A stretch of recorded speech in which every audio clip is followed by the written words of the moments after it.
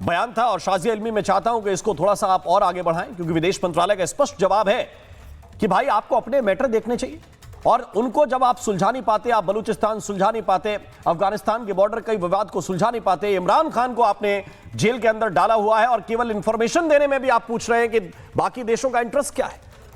मैं ये जानना चाहता हूं शाजिया इल्मी कि आपका टेक इस पर क्या है। जी जी, सबको नमस्कार और आदाब अर्ज है।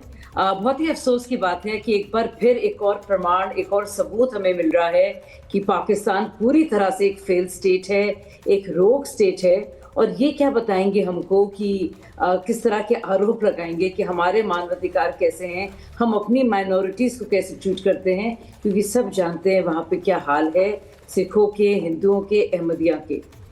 पर आप सोचिए कि ये भारत पर आरोप जितने भी लगाए, लेकिन अपने ही पूर्व प्रधानमंत्री को जेल में कुचला जा रहा है। उनकी बहनें उनसे मिलना चाह रही हैं, उनके साथ बदसलूकी हो रही है। मतलब मुझे यकीन नहीं आ रहा है कि किस तरह से इसको बर्दाश्त किया जा रहा है। और ये स्टेट अपने को आज भी जमहूरियत बताता है। और ये जो कार्रवाई की है उन्होंने इमरान खान के खिलाफ, कि पूरी तरह से राजनीतिक बदला है, सब देख रहे हैं। आप उनकी बहनों पर हमला कर रहे हैं, उनके कार्यकर्ताओं पर लगातार आप अत्याचार कर रहे हैं।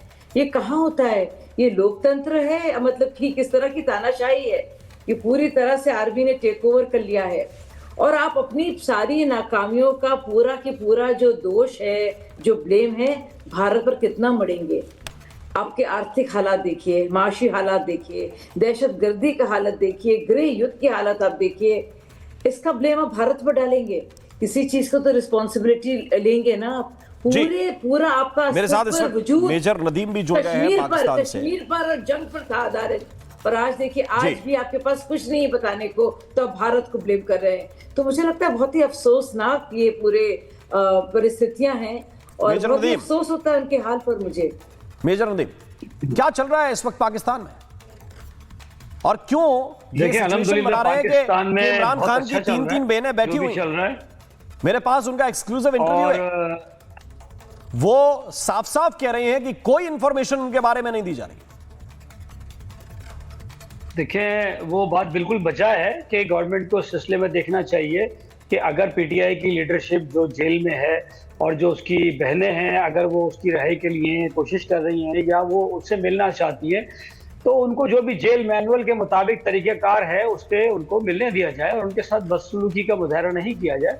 और ना ही मैं समझता हूं कि अभी तक ऐसा कुछ हुआ है। और क्योंकि इनके अपने भी मामलात इस तरह के हैं कि ये लोग इस तरह के प्रोटेस्ट करते रहे माजी के अंदर, और मुलाकात के बाद गलत इन्फॉर्मेशन, डिस इन्फॉर्मेशन देते रहे, जिसकी वजह से गवर्नमेंट को बहुत सारे स्टैंड्स, बहुत चीज़ें, फैक्टर्स को देखकर कंसिडर करने के बाद लेना पड़ता है।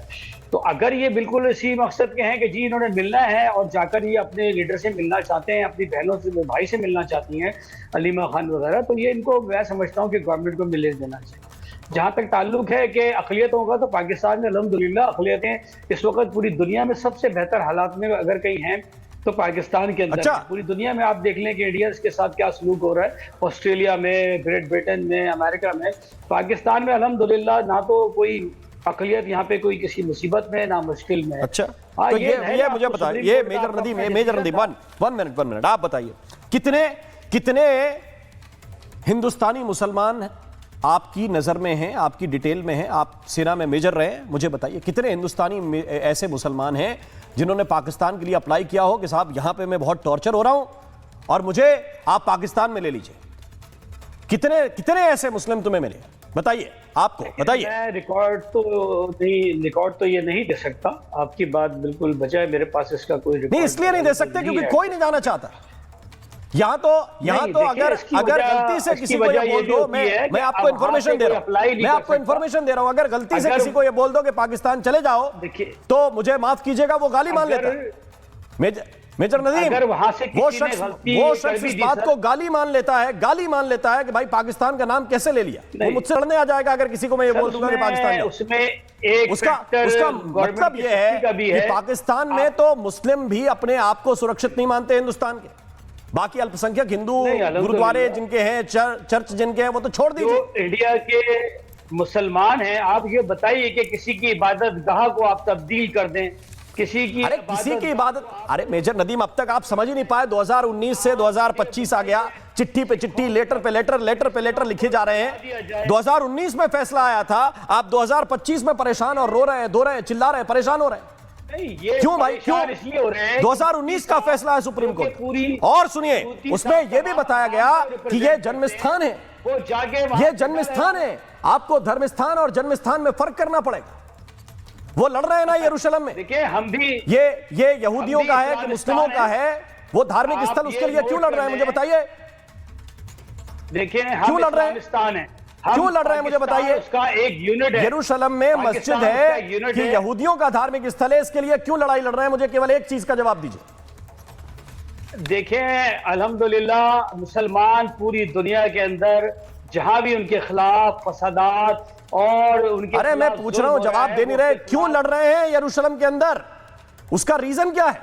इसलिए इसका रीजन ये है कि जो हम वहां के फलस्तीनी हैं उनकी जमीनों पर, अरे मस्जिद की बात कर रहा हूं मैं, उस धार्मिक स्थल की बात कर रहा हूं जिसको यहूदी अपना क्लेम करते हैं, मुसलमान अपना।